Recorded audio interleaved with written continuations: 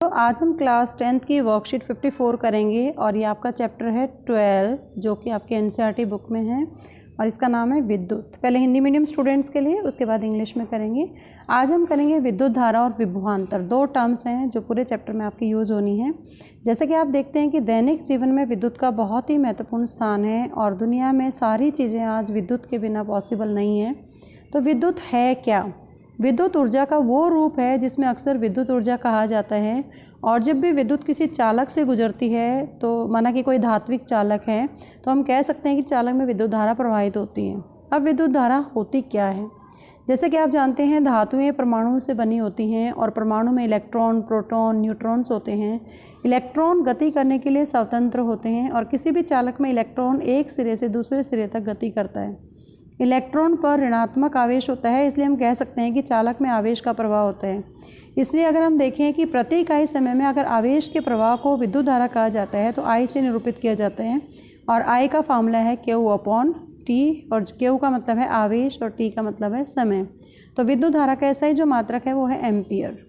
1 ampere equals to 1 coulomb divide by 1 second. So ऐसा unit of current is 1 ampere. ऐसा unit जो आवेश है उसको कूलाम में मेजर किया जाता है और टाइम को सेकेंड्स में मेजर किया जाता है। अब इसमें कुछ ध्यान देने योग्य बिंदु हैं कि विद्युत धारा किसी भी परिपथ में जो विद्युत धारा है सेल के धन टर्मिनल से ऋण टर्मिनल की ओर जाती है, मतलब पॉजिटिव टू नेगेटिव जाएगी। परिपथ में विद्युत धारा मापने के लिए एमीटर का इस्तेमाल किया जाता है। एमीटर एक डिवाइस है जो कि विद्युत धारा को मापने के लिए इस्तेमाल किया जाता है। अब आता है विद्युत विभव क्या है और विभवांतर क्या है। जैसे आप सोच रहे होंगे कि चालक में इलेक्ट्रॉन कैसे गति करते हैं। चालक में आवेश अपने आप प्रवाहित नहीं करते, उनको जैसे क्षैतिज जगह पर कोई गेंद अपने आप नहीं लुढ़कती, मतलब अगर हॉरिजॉन्टल कोई ऐसे कोई सीधी ज़मीन पर ऐसे है कोई बॉल, वो अपने आप नहीं लुढ़कती। यदि उसका एक सिरा ऊपर नीचे कर दें ऐसे तो बॉल लुढ़क जाती है। इसका मतलब इलेक्ट्रॉन तभी गति करते हैं जब तार के सिरों के बीच में विद्युत ऊर्जा का अंतर हो और ऊर्जा का यह अंतर विभवांतर कहलाता है। और परिपथ में एक बैटरी या सेल, कई बार पूछा जाता है विभवांतर कौन क्रिएट करता है किसी भी परिपथ में, किसी भी इलेक्ट्रिक सर्किट में, तो वो करती हैं बैटरी या सेल जो कि विभवांतर उत्पन्न करती हैं। और किसी भी परिपथ में इकाई आवेश को अगर एक बिंदु से दूसरे बिंदु तक ले जाने के लिए जितना कार्य किया जाता है उसे विभवांतर कहते हैं।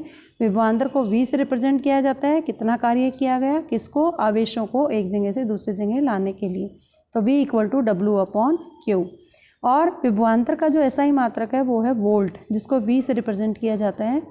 अब इसमें ध्यान देने योग्य बिंदु क्या है कि विभवांतर को मापने के लिए परिपथ में वोल्ट मीटर नाम का डिवाइस है, यंत्र है जिसका प्रयोग किया जाता है। बहुत ही सिंपल और इंटरेस्टिंग वर्कशीट थी ये।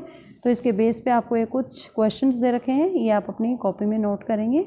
Now the time for the English medium students, and today's worksheet is worksheet 54 for class 10th and the chapter is 12, that is called electricity, and we are going to discuss about electric current and potential, electric potential. Now you know very well electricity is very important in our day-to-day life, and in the modern world we cannot imagine to live without electricity. So what is electricity? First of all, electricity is the form of energy which is called electrical energy. And when electricity pass through a conductor, for example metallic conductor, we say electric current is in conductor. Now question arises, what is electric current? So you know very well all the metals are made up of atoms, and atoms consist of electron, proton and neutrons. Whereas electrons are free to move. In the conductor, electron moves from one end to another, and electron has negatively charged, so it is the flow of charges. Flow of charge per unit time in the conductor is called electric current. It is represented by I and its value is Q/T. Q is the amount of charge and I is the time taken. SI unit of electric current is 1 ampere and SI unit of amount of charges, that is 1 coulomb, and time is measured in 1 second. So there are some important points to note here. First of all, the electric current flows from positive to negative. Second is ammeter is a device which is used to measure the electric current in the circuit. Now the next is electric potential and potential difference. You must be thinking how electrons move in the conductor or metallic wire. Charges do not move or flow in the wire by themselves, just as ball in a horizontal surface doesn't move. If one end of the surface is at the higher level and other is at lower level, then ball start rolling. The electrons move only if there is a difference of electric energy across the ends of the wire, and this difference of energy is called potential difference. A battery or cells in the circuit produce this difference of potential, and we define the electric potential difference between 2 points in an electric circuit carrying current as the work done to move the charge from one point to another, and formula becomes V equal to W upon Q. This is the formula where Q is the work done and Q is the charges and W is the work done. So SI unit of electric potential difference is 1 volt. So in the form of SI units, we can define that 1 volt equal to 1 joule divided by 1 coulomb. So you can also define 1 volt here, and some points to be noted here. Voltmeter is a device which is used to measure the potential difference in the circuit. Now on the basis of the worksheet, do all these questions in your notebook. I hope you understand the concept of electric current and electric potential. Keep watching Super Vigyan. Thank you so much.